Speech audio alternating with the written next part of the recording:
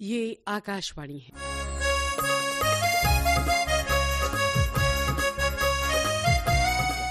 चलती रहे जिंदगी। आकाशवाणी और विज्ञान प्रसार के संयुक्त प्रयास से तैयार सतत विकास की आपदाओं की समझ और प्रबंधन पर आधारित विज्ञान धारावाहिक चलती रहे जिंदगी की 46वीं कड़ी, सतत विकास और भवन निर्माण।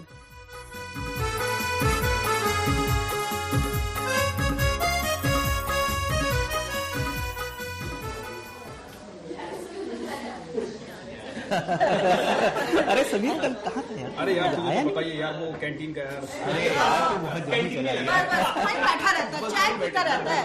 कुछ अरे देखो sir, good morning good morning please sit down. Thank you sir. मैं ये उपस्थिति पत्र आप सबको दे रहा हूँ, अपनी उपस्थिति को चिन्हित कीजिए। लीजिए पकड़िए। जी सर। मुझे पता है कि आप में से कुछ लोग प्रतिनिधि बनकर अपने दोस्तों की उपस्थिति दर्ज कराते हैं, लेकिन मुझे ये बिल्कुल पसंद नहीं है। अगर आपको मेरा व्याख्यान अच्छा नहीं लगता तो कक्षा में मत आइए। नहीं। लेकिन बेईमानी से मुझे सख्त नफरत है। आप लोग मुझे बता दीजिए, मैं आप लोगों की उपस्थिति दर्ज कर दूंगा। ठीक है। तो आज के दिन की शुरुआत करते हैं। जी सर। देखो, आज हम निर्माण सामग्री के बारे में जानेंगे। सबसे पहले आप लोग मुझे ये बताइए कि विकास का मतलब क्या होता है और हम विकास क्यों चाहते हैं? सर, विकास का मतलब होता है पुराने ढांचे गिराना और नए ढांचे बनाना। शांत हो जाइए प्लीज। इसकी आधी बात सही है। तो आप लोग हंस क्यों रहे हैं, मुझे ये समझ में नहीं आया। समीर, तुम कुछ कहो। सर, आवश्यकताओं को पूरा करने के लिए क्षेत्र का विकास करना। देखो, आप लोग बिल्कुल सही सोच रहे हैं। असल में बढ़ती जनसंख्या की वजह से लगातार घरों की जरूरत बढ़ रही है। जमीन हमारे पास सीमित ही है, इसलिए हम आसपास फैल नहीं सकते, लेकिन घरों की जरूरत तो है ही। लिहाजा ऊंची इमारतों के निर्माण हो रहे हैं। जब हम ऐसे बड़े और ऊंचे ढांचे बनाते हैं तो हमें और ज्यादा सावधानी बरतनी पड़ती है, लेकिन हर चीज की एक सीमा होती है। हम किसी भी इमारत में मंजिलें जोड़ते नहीं जा सकते और ना ही लगातार इमारतें बनाते जा सकते हैं। भाई, शहरों में सांस लेने की जगह भी तो होनी चाहिए कि नहीं? जी। सांस लेने की जगह? क्या शहर भी सांस लेते हैं? भाई, मुझे तो यही पता था कि जिंदा लोग ही सांस लेते हैं। रहमान, शांत हो जाओ प्लीज। मुझे अच्छा लगता है जब आप लोग सवाल पूछते हैं, लेकिन ये संवाद की तरह होना चाहिए। हाँ रहमान, मैंने कहा कि शहरों में सांस लेने की जगह होनी चाहिए। क्या तुमने ऐसा कोई शहर देखा है जहां कोई खाली जगह ना हो, कोई बगीचा ना हो? बताओ। नहीं सर, शहर में खेलने की जगह और बगीचा तो खास तौर पे होना ही चाहिए। हाँ, बस यही शहर में सांस लेने की जगह होती है। हम लगातार नए ढांचे बना रहे हैं, लेकिन इन ढांचों को बनाने के लिए जरूरी है कि हम स्थानीय शासी निकाय के नियमों का पालन करें। क्या आपको पता है कि स्थानीय प्रशासनिक निकाय कौन है? हाँ सर, वो एक छोटे शहर के लिए ये काम ग्राम पंचायत या नगर परिषद करती है, जबकि बड़े शहरों में ये काम नगर निगम करती है। शहर नियोजन विभाग क्षेत्र में निर्माण पैटर्न को नियंत्रित करता है। बिल्कुल सही। स्थानीय शासी निकाय ने सड़क, अस्पताल, फायर स्टेशन, उद्यान, पुलिस स्टेशन, खेल परिसरों, भूमि भरी जगहों, पुलों आदि जैसी आवश्यकताओं की रूपरेखा तैयार करने के लिए एक विकास योजना बनाई है। ये शहर में होने वाले हर निर्माण की जिम्मेदारी भी तय करता है। मुंबई जैसे बड़े शहरों में हमें बहुमंजिला इमारतों की जरूरत पड़ती है, जिससे कि बढ़ती आबादी की घर की जरूरत पूरी हो सके। लेकिन हम सिर्फ निर्माण करते नहीं जा सकते। हमें पता होना चाहिए कि हमें कहाँ रुकना है। मतलब हमें विकास की जरूरत तो है, लेकिन ये सतत विकास ही होना चाहिए। सर सही कह रहे हैं। बिल्कुल सही। सर, ये बात कुछ समझ में नहीं आई। आप कह रहे हैं कि विकास होना चाहिए, लेकिन एक सीमा तक क्यों? जब हम इमारतें बना सकते हैं और मंजिलें बना सकते हैं तो दिक्कत क्या है? और इस तरह हम अपनी समस्या का समाधान भी कर सकते हैं। चलो मैं तुम्हें एक आसान उदाहरण देकर समझाता हूँ। जी। तुम्हारे बाल तो बहुत लंबे थे ना? जी सर। लेकिन तुमने अपने बाल कटवा दिए, ठीक? जी सर। लेकिन क्यों? बाल मेरे सर पर बहुत भारी लगते थे, इसकी वजह से मेरी गर्दन में भी दर्द होता था। सर, सबसे मुश्किल था इन बालों का अच्छी तरह से ख्याल रखना। बिल्कुल सही कहा तुमने। तो इसका मतलब तुम अपने लगातार लंबे हो रहे बालों को संभाल नहीं पा रही थी। हालांकि ये देखने में सुंदर लगते थे, लेकिन तुम्हें इनसे समस्या होती थी। इसी तरह जब तुम शहर की तरफ देखती हो तो आए दिन नई नई ऊंची इमारतें बनती रहती। यहां बात सिर्फ इमारतें बनाने की नहीं है, इन इमारतों में रहने वाले लोगों के लिए पीने का पानी, जल निकासी और स्वच्छता और एक प्रभावी आपदा प्रबंधन प्रणाली जैसे मूलभूत आवश्यकताओं की भी जरूरत होती है। और तो और बेहतर सड़कें, जिससे कि ट्रैफिक की समस्या ना हो। कचरा प्रबंधन एक और बड़ा मुद्दा है। इस सब का सिर्फ एक ही मतलब है, ये सारी चीजें साथ साथ चलती हैं और शहर में जीवन यापन के लिए ये सभी बहुत जरूरी हैं। चलो, घंटी बज गई। अरे नहीं सर, हम आपको सुनना चाहते हैं। भाई, हमें अच्छा लगता है जब आप ऐसी जरूरी चीजों के बारे में हमें बताते हैं। लेकिन कक्षा का समय है कि हाँ सर हम आपको सुनना चाहते हैं। और तो और सर आज हमने निर्माण सामग्री के बारे में बिल्कुल बात नहीं की। तो अब क्या करें हम? सर, कॉलेज जल्दी खत्म हो जाएगा। अगर आप कल थोड़ा समय निकालें तो हम मिल सकते हैं। हाँ सर, हो सकता है। ठीक है। तो ऐसा करते हैं, हम कल मिलते हैं, लेकिन कक्षा में नहीं। तो कहाँ सर? हम कल छत पर मिलेंगे। मैं प्रधानाध्यापक जी से अनुमति ले लूंगा। चलो, अच्छा रहेगा। फिर कल मिलते हैं। जी सर।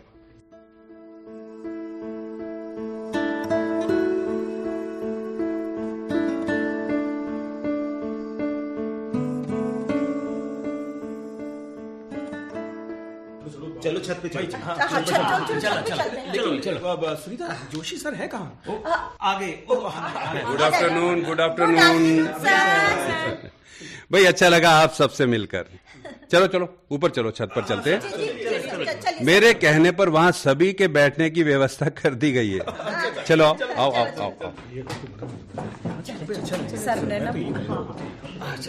अरे वाह, कितना सुंदर नजारा है।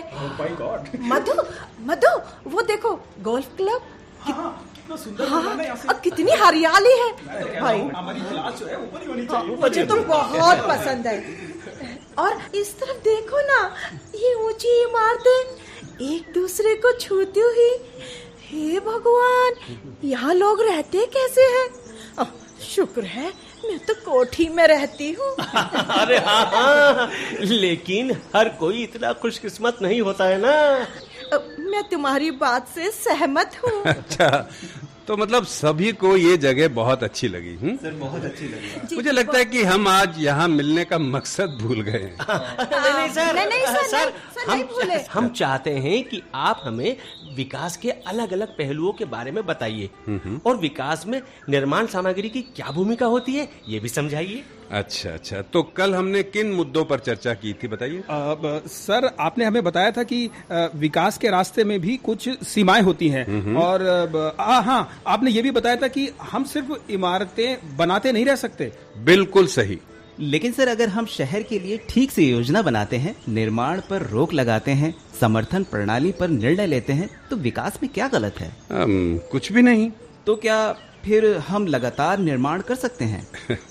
आनंद, तुम्हें खाने में सबसे ज्यादा क्या पसंद है? Sir, ice cream. अच्छा चलो, एक बात बताओ, एक साथ तुम कितनी आइसक्रीम खा सकते हो? मान लो कि तुम पूरे दिन के भूखे हो और शाम को सिर्फ आइसक्रीम ही खाने को मिलेगी तो? सर, 4 आइसक्रीम खा सकूंगा। आनंद, सुनो मेरी बात, सुनो। आनंद, क्यों? तुमने तो इसके लिए योजना बनाई थी, पूरे दिन भूखे रहे थे, तब तो तुम्हें और भी ज्यादा खाना चाहिए। लेकिन सर, पेट में जगह तो उतनी ही है। बिल्कुल सही कहा तुम लोगों ने। तो आप चाहे कितनी योजना बना लो, तो भी आपको रुकना पड़ता ही है। ठीक है ना? सही कहा सर आपने। तुमने इसका जवाब दे दिया। देखो, किसी भी शहर का लगातार विस्तार नहीं हो सकता। ये तो बुनियादी ढांचे पर बोझ जैसा होगा। क्या यहाँ सिर्फ बुनियादी ढांचे की ही बात है सर? नहीं, इससे पर्यावरण पर भी असर पड़ता है। इमारतें बनाने के लिए पेड़ों को काटना पड़ता है। किसी भी क्षेत्र के वनस्पति और जीवों पर बुरा प्रभाव पड़ता है। जी हाँ सर, निर्माण के चक्कर में बहुत सारे पशु पक्षी बेघर हो जाते हैं और सिर्फ चूहों को पनपने का मौका मिलता है क्योंकि बहुत सारा मलबा जो इकट्ठा होता जाता है। इसकी वजह से स्वास्थ्य से जुड़े कई मुद्दे भी सामने आते हैं। बिल्कुल सही कहा तुमने। लेकिन सर निर्माण सामग्री का क्या? हाँ, मैं उसी पर आ रहा था। तुमने देखा है पुराने जमाने में पत्थर और लकड़ी का इस्तेमाल किया जाता था। हाँ, सिर्फ इसलिए क्योंकि वो भारी मात्रा में मिल जाते थे। पत्थर सबसे टिकाऊ सामग्री साबित हुआ। जितनी भी पुरानी इमारतें हैं जो सैकड़ों साल पुरानी हैं, वो सभी पत्थर की बनी हुई है। बिल्कुल ठीक कहा। सर, मैंने हाल ही में सांची का दौरा किया था। 3री शताब्दी में सम्राट अशोक द्वारा निर्मित सांची पत्थर के सबसे पुराने ढांचों में से एक है। और ये आश्चर्यजनक है और बहुत विशाल भी। बिल्कुल। लेकिन अभी भी लग रहा है जैसे कि कल ही बनाया गया हो। ये 3री शताब्दी में सम्राट अशोक द्वारा बनाई गई सबसे पुरानी संरचना है। जी हाँ सर। दुनिया में कुछ पुरानी संरचनाएं ऐसी भी हैं जो सिर्फ पत्थरों से बनी हुई हैं, जो सैकड़ों वर्षों के बाद भी बरकरार हैं। बिल्कुल सर। अरे वाह, ये तो काफी दिलचस्प बात है, नहीं? ये संरचना बहुत उपयुक्त थी क्योंकि ये ढांचे तापमान को समायोजित करते थे। जी सर। और हवादार होने से यहाँ ठंडक भी रहती थी। लेकिन पत्थरों की कमी के चलते हम इसे इस्तेमाल नहीं कर सकते थे, इसलिए विकल्प तलाशने की जरूरत पड़ी। बहुत पुराने समय में पत्थर की गुफाएं ही घर की तरह हुआ करती थी। इसके बाद मिट्टी के घर और फिर लकड़ी के घर बनने लगे। लेकिन इन दोनों की ही कुछ सीमा थी। फिर घर बनाने के लिए मिट्टी से बनी ईंटों का इस्तेमाल होने लगा। ऐसी ईंटें आज भी कई जगहों पर मिल जाती हैं। सर, कुछ जगहों पर ही क्यों? हर जगह जो ईंटें इस्तेमाल होती हैं वो मिट्टी की ही तो बनी होती हैं। हाँ सर, मिट्टी की देखो, बनी होती है। ऐसा पहले होता था। जैसे जैसे इन ईंटों की मांग बढ़ने लगी, ये एहसास हुआ कि जमीन की सबसे ऊपरी उपजाऊ सतह का इस्तेमाल ईंट बनाने के लिए किया जा रहा था। और जब उन्हें पक्का करने के लिए सेका जाता था तो उससे बहुत प्रदूषण होता था। ये तो आप सब जानते ही हैं कि आवश्यकता ही आविष्कार की जननी है। जी सर। फिर क्या, मिट्टी के ईंटों का विकल्प ढूंढा जाने लगा। इन ईंटों की एक और कमी ये है कि ये बहुत भारी होती है, तो इससे बनने वाला ढांचा भी जरूरत से ज्यादा भारी होता है।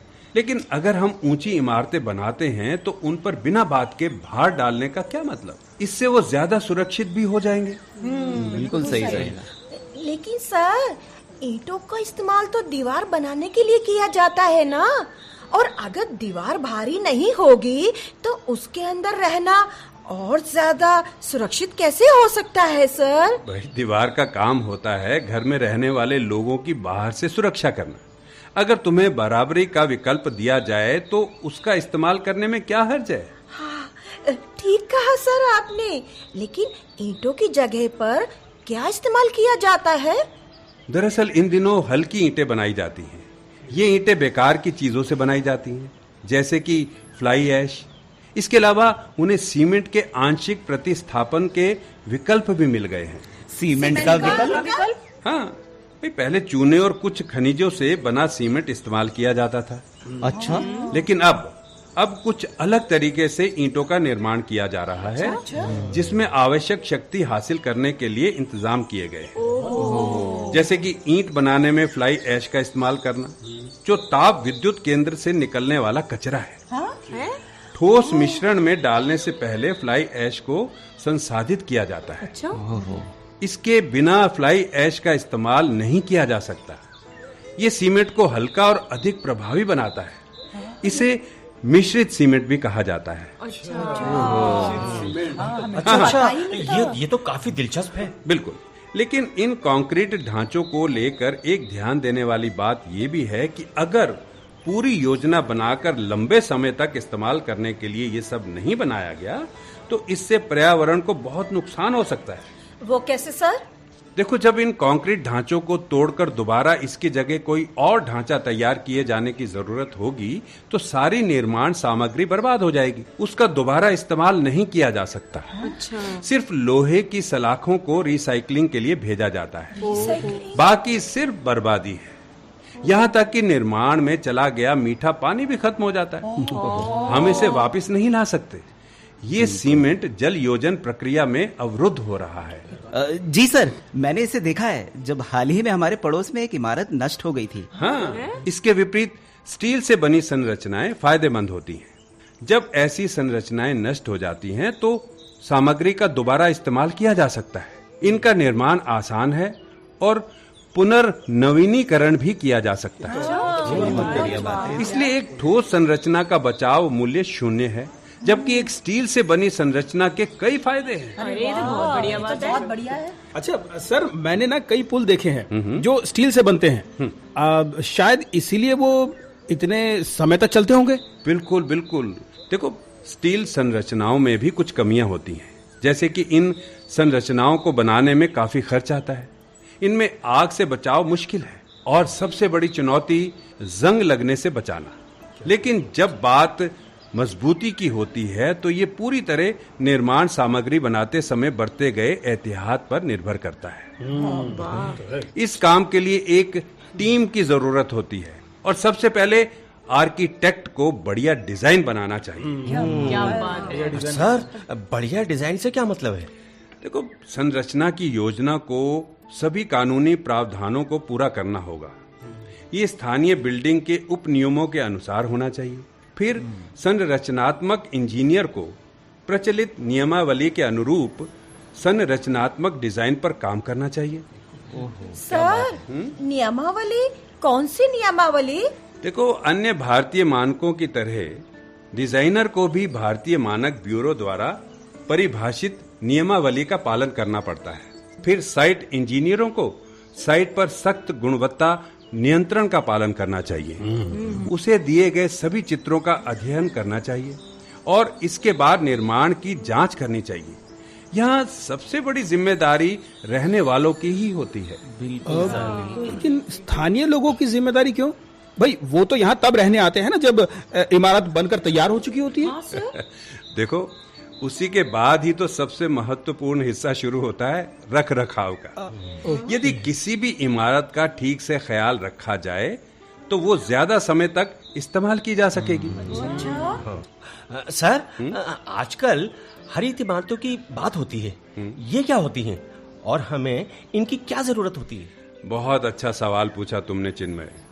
अब मैं तुम्हें बताता हूँ कि मैंने आज तुम सब लोगों को छत पर क्यों बुलाया था।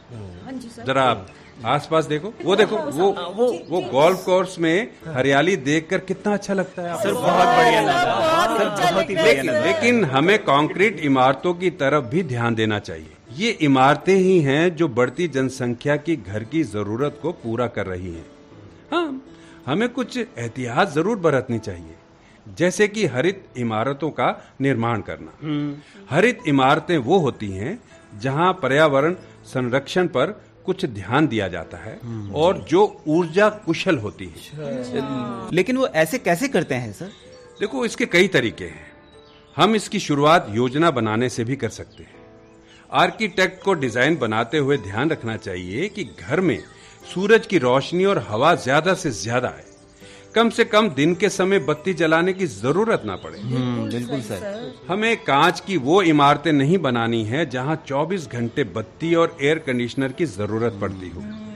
हमें कार्बन फुटप्रिंट को कम करने के बारे में भी सोचना है।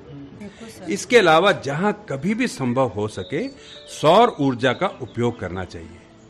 भाई, सार ये है कि हमें ऐसी संरचनाएं नहीं बनानी चाहिए जो सूरज की रोशनी और खुली हवा के लिए बाधक हो। हाँ, ये सही है सर। हाँ, बिल्कुल सर। सर। हाँ, बोलो स्नेहा, बोलो। सर, मुझे ना दिन के समय खुली हवा और प्राकृतिक रोशनी बहुत अच्छी लगती है। मैंने ना कई ऊंची इमारतों पर सौर पैनल भी देखे हैं सर, जिनका इस्तेमाल पानी गर्म करने और बत्ती जलाने के लिए किया जाता है। लेकिन सर, क्या सौर पैनल का इस्तेमाल इतना ही है? नहीं भाई, ये तो बस शुरुआत है। हमें दिखावा करने वाली कांच की इमारतों के इस्तेमाल को रोकना चाहिए। इससे ऊर्जा की खपत बढ़ती है। हमें प्रकृति को भी कम से कम छेड़ना चाहिए। खुली जगह रखने की कोशिश करनी चाहिए। जहाँ कहीं भी संभव हो पौधे लगाने चाहिए। बिल्कुल सर, बिल्कुल सर। पौधे लगाना अच्छा है। सर मैं हाँ बोलो मधु, बोलो। सर, तरह तरह के पौधे और सुंदर बगीचे पक्षियों को आकर्षित करते हैं। हाँ बिल्कुल। इससे माहौल भी अच्छा होता है और पर्यावरण पर भी अच्छा असर होता है सर। बिल्कुल। देखो, निर्माण के दौरान भी सामग्री के विकल्प ढूंढने की कोशिश करनी चाहिए। जैसे हल्की ईंटें, जैसे कि हमने पहले भी बताया कि इनसे तापमान नियंत्रित करने में मदद मिल सकती है। फ्लाई ऐश से सीमेंट बनाने में मदद मिल सकती है। लेकिन सबसे बड़ी समस्या रेत और इन सब के मिश्रण से होती है। नदियों से रेत को हटाने से पर्यावरण पर बुरा असर पड़ता है। इन दिनों वे नष्ट संरचनाओं से उत्पन्न कचरे का इस्तेमाल करने की कोशिश कर रहे हैं। देखो, पत्थर, रेत, खनिजों जैसे प्राकृतिक सामग्रियों का अनियंत्रित उत्खनन एक और बड़ी समस्या है। देखो, हम इन दिनों पानी की कमी का सामना करते हैं, ठीक? जी बिल्कुल। पानी और वर्षा जल संचयन को रिसाइकल करने की भी आवश्यकता है। सर, हम पानी को कैसे रिसाइकल कर सकते हैं? जी हाँ सर। देखो, धोने, नहाने, सफाई करने के लिए पानी का इस्तेमाल होता है। हाँ। उसे नाली में बहाने की बजाय कहीं जमा कर लिया जाए और फिर थोड़ा सा सुधार कर बगीचे में पानी डालने और टॉयलेट में फ्लश के लिए इस्तेमाल किया जा सकता है। ये तो अच्छी आइडिया है। तो बढ़िया। बारिश का पानी जमीन के अंदर टैंक बनाकर उनमें इकट्ठा किया जा सकता है। और जब इमारतों में लोग रहने आ जाते हैं तब सबसे बड़ी समस्या होती है कचरे। ये बात तो है। हमें ग्रीन कचरे को अलग करना होगा और इससे खाद बनाना होगा। हाँ? कचरे से खाद? बिल्कुल। और इसका इस्तेमाल खाद बागानों के लिए किया जा सकता है। और सूखा कचरा रिसाइकलिंग के लिए भेजा जा सकता है। कचरा भी? हाँ, लेकिन निवासियों को इन निर्देशों का पालन करना चाहिए। सर, हम ना अपनी सोसाइटी में ऐसा करते हैं। गड्ढों से उत्पन्न खाद बहुत उपजाऊ होती है। बिल्कुल। हम इसे रसोई बागवानी के लिए इस्तेमाल कर सकते हैं। हाँ, और सर, हमें टमाटर की अच्छी फसल और कुछ सब्जियां भी मिली। ये तो बहुत अच्छा है भाई। तुम्हें दूसरों को भी ये सब सिखाना चाहिए। कचरा प्रबंधन एक बड़ी समस्या है। अब सर, मैं कुछ कहूँ सर? हाँ बोलो समीर। सर, मैं ये कह रहा था कि मैं भी एक सोसाइटी में रहता हूँ जहाँ बेहतरीन तरीके से कचरा प्रबंधन किया जाता है। लेकिन खाद सिर्फ सोसाइटी में रहने वाले लोगों को दी जाती है। अब वे इसे अपने छोटे बगीचे में इस्तेमाल कर सकते हैं या किसी को तोहफे में दे सकते हैं। बिल्कुल। सर, वर्मी कल्चर काफी रोचक और उपयोगी है। हमारे पास कंपोस्ट पिट भी है। हाँ सर। देखो भाई, हर इमारत में कंपोस्ट पिट होनी ही चाहिए। सतत विकास के लिए 3 R की जरूरत होती है। 3 R की। हाँ, मैं बताता हूँ। देखो, रिड्यूस यानी कम करना, जी। रीयूज यानी कि दोबारा इस्तेमाल करना, जी, हाँ। और तीसरा रिसाइकल यानी पुनः चक्रण करना। रिड्यूस, रीयूज और रिसाइकल। सर। देखो, हमें निर्माण के समय भी इनका ध्यान रखना चाहिए। जी बिल्कुल। हमें गैर जरूरी चीजों का इस्तेमाल कम करना चाहिए और कुछ चीजों को दोबारा इस्तेमाल करने के लिए जोर देना चाहिए। बिल्कुल ठीक सर। और हाँ, रिसाइकल तो बहुत ही जरूरी है, जिसे जरूर करना चाहिए। गैर जरूरी सामान सर? हाँ भाई, जैसे इमारत को बनाने में पूरे कांच का इस्तेमाल किया जाता है ना? जी सर, बिल्कुल। तो इसमें एयर कंडीशनिंग के लिए अतिरिक्त ऊर्जा की आवश्यकता होती है। इसलिए हमें कम से कम कांच का इस्तेमाल करना चाहिए। बिल्कुल ठीक कह रहे हैं और ज्यादा से ज्यादा सूरज की रोशनी और खुली हवा को आने देना चाहिए। बिल्कुल ठीक। बिल्कुल भाई। देखो, पुरानी इमारतों के टूटने पर जो स्टील बचता है उससे भी विकास के काम में मदद मिलती है। बिल्कुल। हम बड़ी इमारतों के बारे में सोचते हैं लेकिन उसमें लगने वाली निर्माण सामग्री के बारे में नहीं। हमें विकास की जरूरत है, लेकिन वो सतत विकास होना चाहिए। हमें जनसंख्या के कुछ हिस्सों को छोटे शहरों की तरफ भेज देना चाहिए। बिल्कुल, ये सही है। देखो, व्यवसायों को स्थानांतरित करने से हो सकता है कि सारा बोझ एक ही शहर पर नहीं आए, लेकिन ये सब तभी मुमकिन है अगर इसे करने की योजना ठीक से बनाई जाए। बिल्कुल ठीक सर, बिल्कुल ठीक सर। इसलिए संक्षेप में कहें तो हमें विकास की आवश्यकता है जो टिकाऊ, जिसका उपयोग नागरिकों और पर्यावरण के द्वारा समान रूप से किया जा सकता है। बिल्कुल सही, बिल्कुल सही। ये सबसे बढ़िया। ये सबसे मुझे अच्छा था। लगता है कि अब हमें बस करना चाहिए। हमने काफी चर्चा कर ली भाई। उम्मीद है कि आप सब लोग संतुष्ट होंगे। हाँ, आज बहुत की बहुत क्लास में धन्यवाद बहुत सर। मजा आया। हम बहुत खुश हैं। ये सारी बातचीत भी अच्छी रही और सबसे अच्छी लगी ये जगह। हाँ, हमें बहुत कुछ सीखने को मिला सर। धन्यवाद सर। Thank you sir. भाई मेरा सौभाग्य है। चलो फिर जल्दी से फिर दोबारा मिलेंगे। बिल्कुल सर, थैंक यू सर।